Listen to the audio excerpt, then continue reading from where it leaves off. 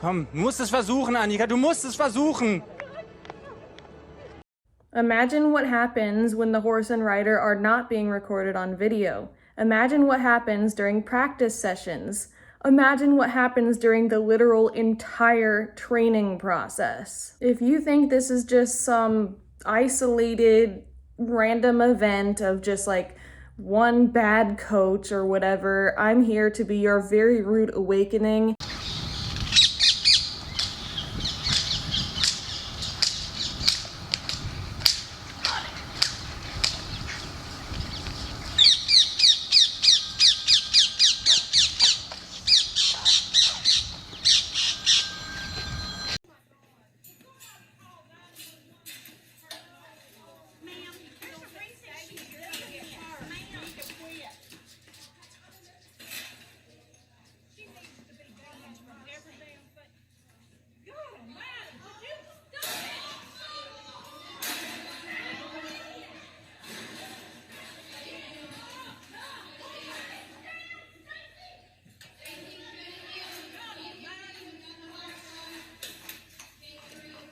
She gets on wrong.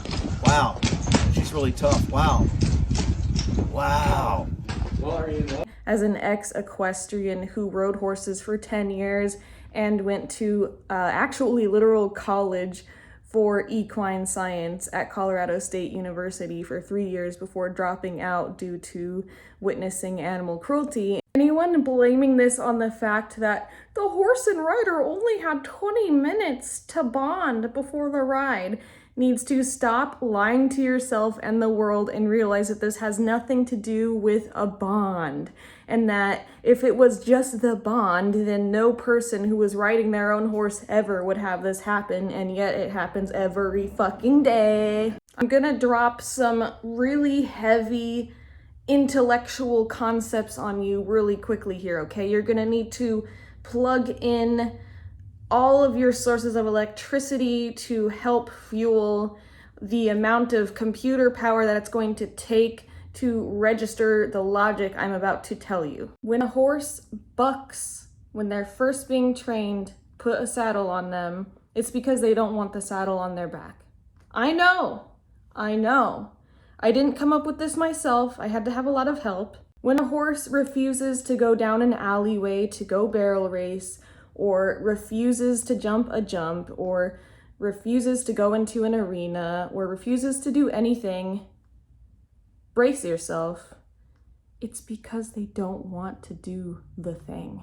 I know. Please, I hope you were sitting down. First of all, I'm confused on why people are outraged at the coach. What looked like, honestly, was lightly tapping the horse's butt. Not that I'm justifying it or anything, but that is just, as a horse rider for 10 years, I would have never blinked an eye at that, okay? What you're ignoring is the crop whip over and over being whipped on the horse. You're ignoring the rider yanking on the horse's bit. All of it's bad, but I'm just saying, like, why are you choosing to focus on this one thing that is hurting the horse much less than all the other shit going on? I mean, what do you honestly think that the trainers and riders and whatnot did to the horse when they first started breaking the horse? You know, first putting on the saddle, first getting them used to a rider, when that horse for the first time bucked or reared up. What do you think they did? I'm gonna tell you, it wasn't give them a massage and play peaceful music. Too slow. Move. Right there. He pinned his ears at me right there. The horse definitely had a change in responding to Clinton's more aggressive black and white behavior. You could see that change in his eye. Change direction, step in front, back, ask him to lope. I pointed in the air and he didn't lope. The thing that I had to really get across to Kim was to be black and white. Don't turn your butt towards me. One good whack is better than 1,000 little taps. If you're gonna get in there and spank one's butt, get in there and get the job done and be done with it at that point. Better, he loped. I'm gonna ask him again. Better, I like that one better. Notice those 2 times I didn't smack him on the butt. Good boy. He dialogue, didn't he? What'd you do when he did that? Wasn't aggressive enough. You did nothing. I had to step in there and kick his ass for you. That's what I'm getting at. With 10 years of experience and 3 years of college for equine science, I can assure you that this is not a bond. This is not consensual. This is forced submission and learned helplessness. Trying to keep the video short, so Google those concepts. They're forced to submit because every time they do run away from you or buck you off or whatever, there is discipline for that. They might get lunged, which means they're forced to run around in circles when they're tired. Then eventually they make the connection between the two.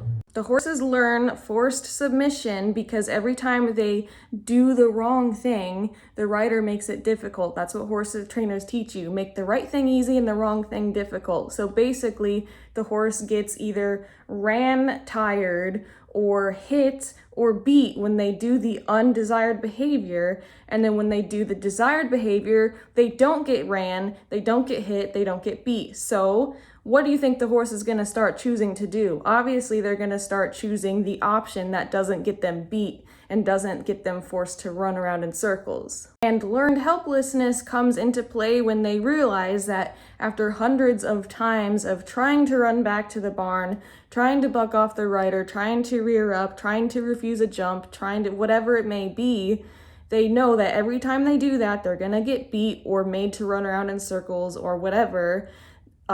Difficult, like whatever way that the rider makes it difficult for them. So after doing that, in combination with breeding horses in such a way to get those attributes and traits that a horse is more naturally submissive in their personality, then you get this horse and this rider where things are going the way they're supposed to, and then they call that a bond. All you really have to do to accurately assess the situation is use a concept called empathy, Google it, where you imagine what it might be like to have a saddle tightened on your back, a piece of metal in your mouth with someone yanking on it, being whipped, and being forced to run and do things and have your every move controlled.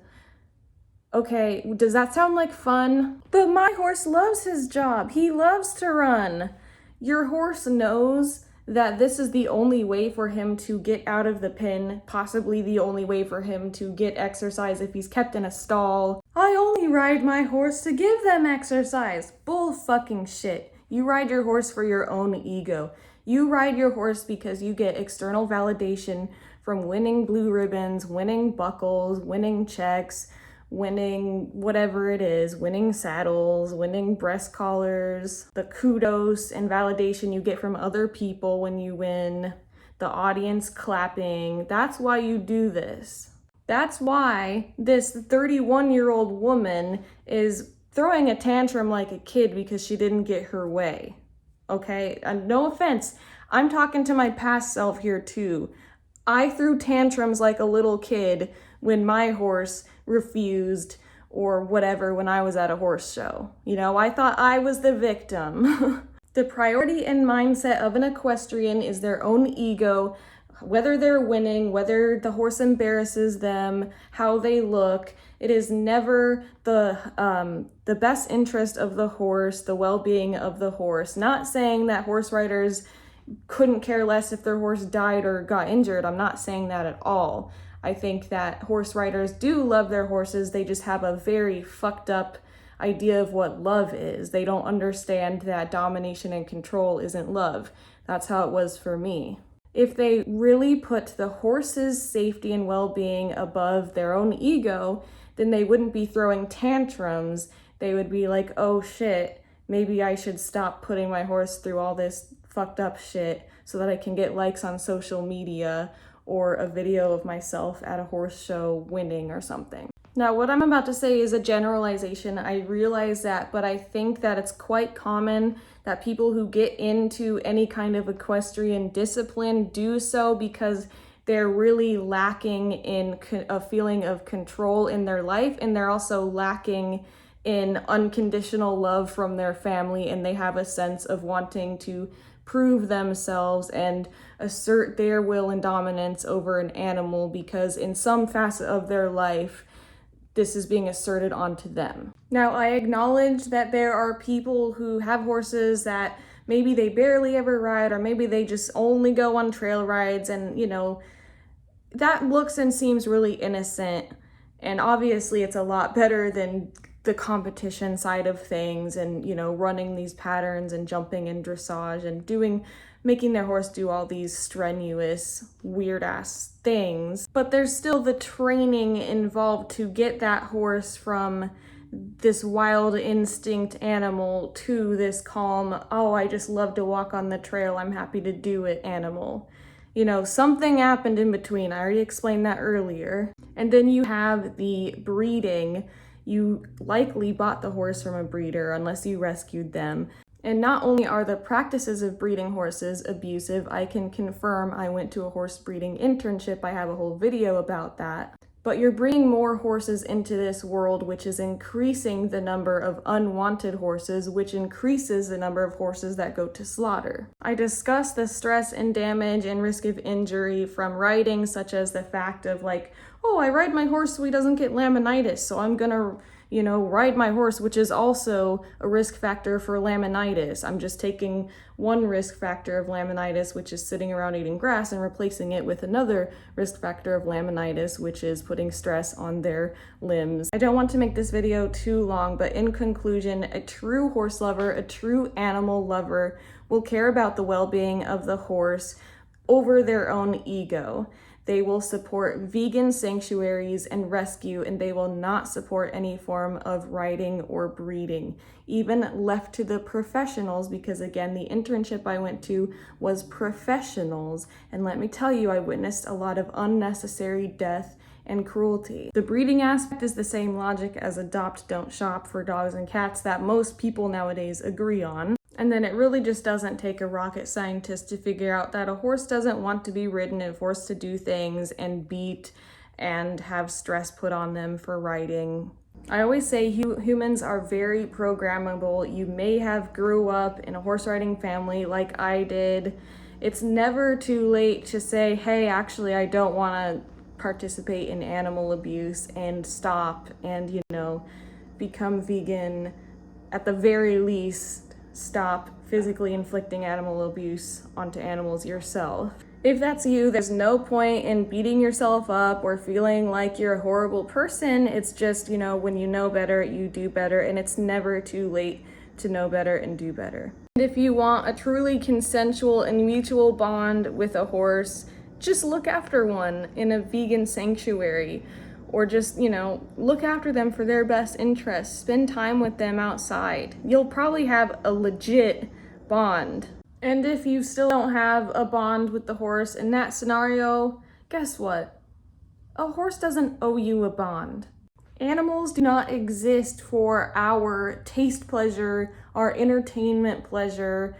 They exist for themselves. It's really entitled to think that another living being's entire existence should revolve around your entertainment and your desires. I think it's time that as animal lovers, we wake up to all the abuse and cruelty going on, say no to it, align our actions with our morals, and say, I'm going vegan. Listen to the TEDx talk, Every Argument Against Veganism by Earthling Ed, and watch Earthling Ed's YouTube channel, and subscribe to my channel for more information. I will link all of my other videos that I've created about horse riding and horses and how I used to be a horse rider down below. An important disclaimer: if it sounds like I'm talking down to you, talking about horse riders as if they're stupid or whatever, I want you to know I think that the mindset and the excuses and the logic behind horse riding is stupid, and that is what that is aimed at. This is not aimed at any individual person. Good people do bad things all the time. Smart people do stupid things all the time. And due to so many reasons and factors, we often don't realize when we're doing something harmful or stupid, and that is why we need people who do realize and who are now doing better to speak up about it.